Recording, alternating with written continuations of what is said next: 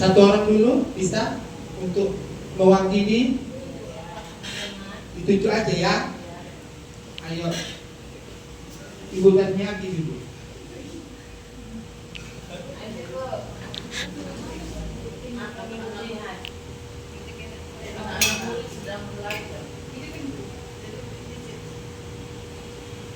Anak-anak murid sedang belajar. Ya, kalau menurut Ibu Darmiati, anak-anak murid sedang belajar. Yang lain? Coba Ibu Lydia. Makasih Pak untuk kesempatannya. Kalau menurut pengamatan saya, gambar yang telah ditampilkan adalah siswa-siswa di suatu kelas diberikan kesempatan waktu beberapa siswa-siswa di suatu kelas diberikan kesempatan untuk beberapa waktu untuk mencari pengetahuannya masing-masing melalui bahan bacaan berupa sumber buku yang mereka punya. Jadi diberikan kesempatan untuk anak-anak membangun secara awal dulu pengetahuan mereka. Nah, mungkin setelah ini lanjutan gambar selanjutnya nanti bakal diterangkan oleh guru-guru. Negatifnya. Nah, sekarang saya minta kepada Bapak Ibu resiko positifnya. Yang positifnya aja dulu, yang positifnya. Pasti ada positif, ada negatifnya. Ketika kita melakukan pembelajaran seperti ini di ruangan kelas kita masing-masing. Ada Bapak Ibu? Kenapa? Oke, dari gambar yang sudah kita perhatikan itu, jika pembelajaran anak seperti ini, kalau dia resiko positifnya itu otomatis anak akan melaksanakan literasi. Nah, kalau kita melakukan literasi, kalau itu sesuatu yang menarik pasti akan melakukan literasi kembali gitu. Jadi akan mengajak anak atau memotivasi anak untuk meliterasi gitu.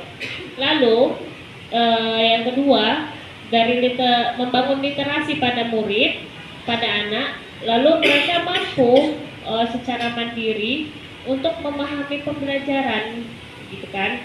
Dan pembelajaran itu sesudah berkesadaran, bermakna lagi, jadi benar-benar untuk kehidupannya di lingkungan hidup, di lingkungan rumahnya. Jadi itu semua harus berkesinambungan. Jadi bukan hanya untuk dirinya sendiri pembelajaran yang dia terima, tetapi bermanfaat juga buat lingkungan sekitarnya ya. Baru yang berikutnya menggembirakan. Kadang-kadang waktu pelatihan bingung juga saya. Bingung saya menggembirakan, bermakna, berkesadaran. Kayaknya dari dulu pembelajaran yang kita ini kan udah ada ini semuanya kan. Nyata dan atau kehidupan sehari-hari ya. Kalau terkadang kita di pembelajaran juga kita selalu mengaitkan pembelajaran itu dalam kehidupan sehari-hari ya. Nah, pasti itu kita kaitkan. Ini untuk kemana? Nah, selain ini harus kemana lagi? Nah, kita harus mengaitkan dengan kehidupan yang nyata ataupun di lingkungan anak-anak tersebut. Memberikan kebebasan eksploratif dan kolaboratif ya. Ya, kebebasan untuk mengekspor dan berkolaborasi. Nah, jadi anak-anak itu juga jangan dibatasi untuk mengekspor pengetahuannya ataupun melakukan kolaborasi. Jadi kita juga harus benar-benar membuat siswa itu benar-benar mengekspor apa yang sudah dia tahu ya, apa yang dia sudah pelajari. Yang berikutnya menanamkan nilai-nilai moral dan etika dan nilai positif lainnya. Ini yang paling perlu ya. Nah, selain tadi bertakwa, itu menerapkan nilai-nilai moral. Ya, karena Kasih sekolah ya, gurunya, sekolah, nama guru, mata pelajaran, kelas dan semester dan alokasi waktunya. Alokasinya itu mau berapa JP ini RPP-nya. Kemudian peserta didik, di situ isinya apa saja, mengidentifikasi kesiapan peserta didik sebelum pembelajaran. Jadi pemahaman peserta didik tentang materi yang akan diajarkan. Kemudian materi pembelajaran. Yang kedua, materi pembelajaran itu apa materi pembelajaran yang akan disampaikan pada pertemuan ini. Dimensi profil kelulusan itu ada 8 dimensi profil kelulusan. Jadi dalam pembelajaran itu Bapak Ibu mengaitkan ada berapa dimensi profil kelulusan. Jadi di situ kalau kita berdoa, keimanan dan ketakwaan itu sudah pasti lah ya kan. Kemudian kewargaan, sebelum kita belajar kita menyanyikan lagu nasional, nah itu termasuk kewargaan. Jadi minimal 3 lah, 2 pun sebenarnya bisa, tidak ada patokan. Tapi kan yang 2 itu selalu kita kaitkan dalam pembelajaran awal. Penalaran kritis, kreativitas, kolaborasi, kemandirian, kesehatan, dan komunikasi. Kemudian capaian pembelajaran sudah ada ya, kita tinggal mengkopinya saja. Kemudian lintas disiplin ilmu. Jadi lintas disiplin ilmu ini dalam pembelajaran misalnya PKN, saya kelas 5, di situ ada sebuah cerita. Jadi lintas disiplinnya masuk nggak dia dalam pembelajaran apa dikaitkan? Misalnya unsur intrinsik dalam cerita. Apa sih judul dari cerita itu? Gitu. Kemudian praktek pedagogis. Prakteknya itu dalam pembelajaran Bapak Ibu guru menyampaikan pembelajarannya memakai model atau metode pembelajaran apa. Kemudian misalnya pembelajaran PJBL, project based learning. Kemudian mitra, dalam kelas itu mitranya ada siapa saja? Ada guru, ada murid. Nah, hanya 2 itu pun boleh. Misalnya Bapak Ibu ingin memasukkan guru kelas lain, nah itu termasuk mitra kerja juga ya, kemitraan pembelajaran. Di situ bisa kita masukkan juga di situ ya. Dimensi kelulusan.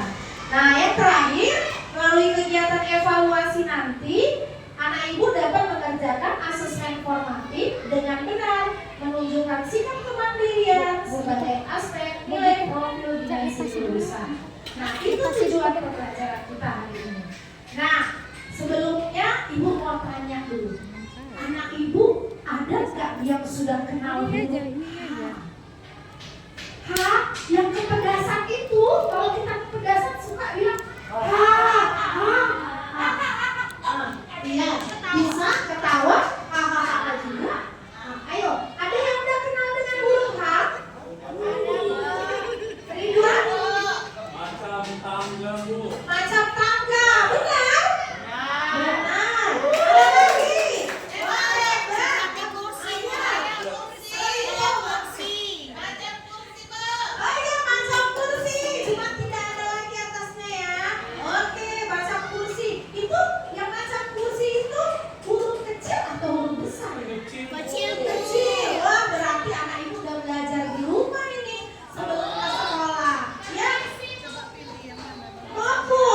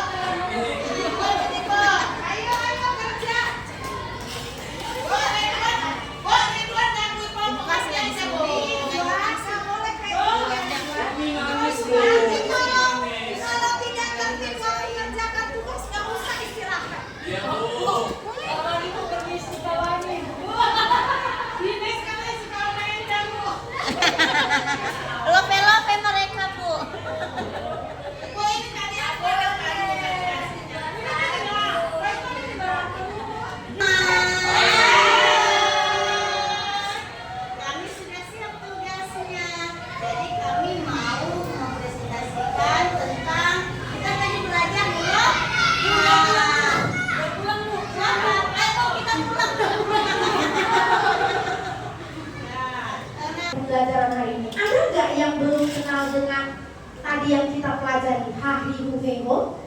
Ada yang belum tahu? Sudah kan?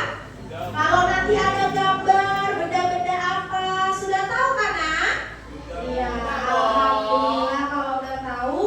Nah, hari ini untuk mengakhiri pembelajaran kita, sebelum kita tutup, kita belajar nyanyi alfabet dulu ya, biar lebih semangat ya. A B C D. 1, 2, 3 ya. A B C D E F G H I J K L M N O P Q R S T U V W X Y Z. Oke, tepuk semangat.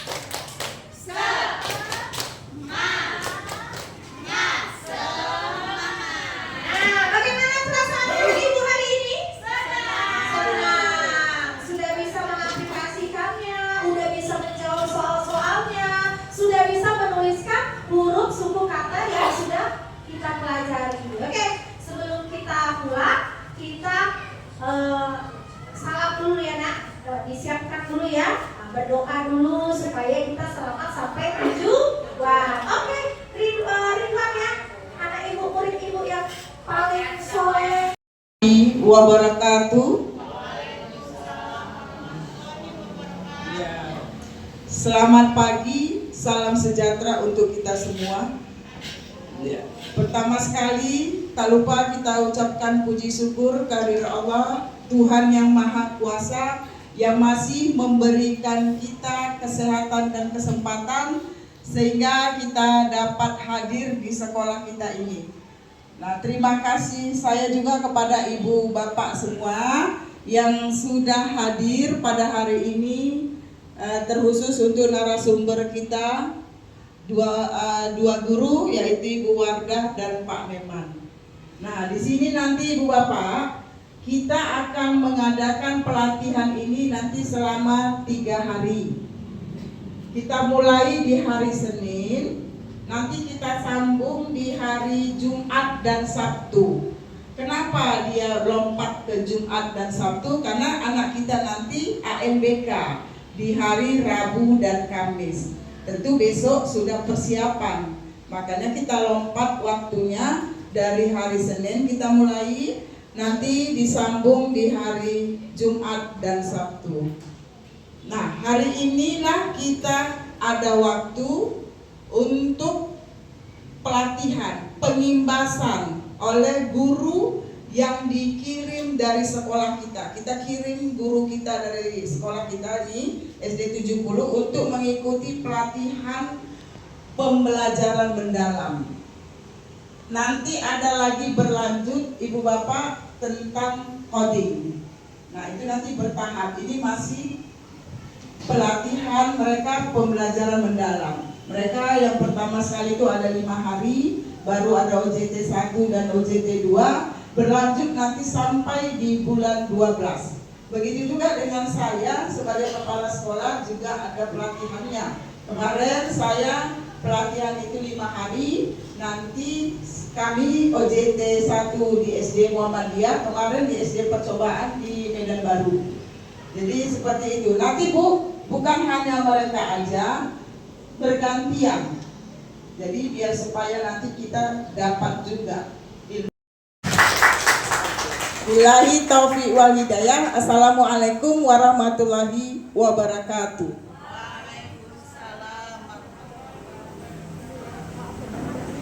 Hebat. Iya, hari ini kita akan mulai pembelajaran mendalam. Tapi yang pertama, sebelum masuk pembelajaran mendalam, kita harus tahu dulu itu pola pikir bertumbuh. Mungkin banyak yang sudah tahu ya apa itu pola pikir bertumbuh. Jadi selama ini kita itu banyak yang memakai pola pikir tetap. Nah, di sini kita kembangkan pola pikir kita itu biar berkembang. Bagaimana kita menjadi lebih baik sebagai guru, sebagai pribadi yang baik. Nah, itu perlu pemikiran. Pemikiran itu pemikiran pola pikir dia yang berkembang menjadi lebih baik. Nah, di sini pola pikir bertumbuh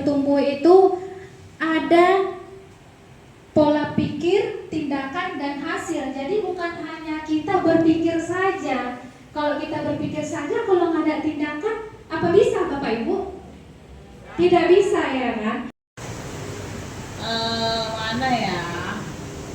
Oh, yang menyerah itu ya? Ya, yang menyerah.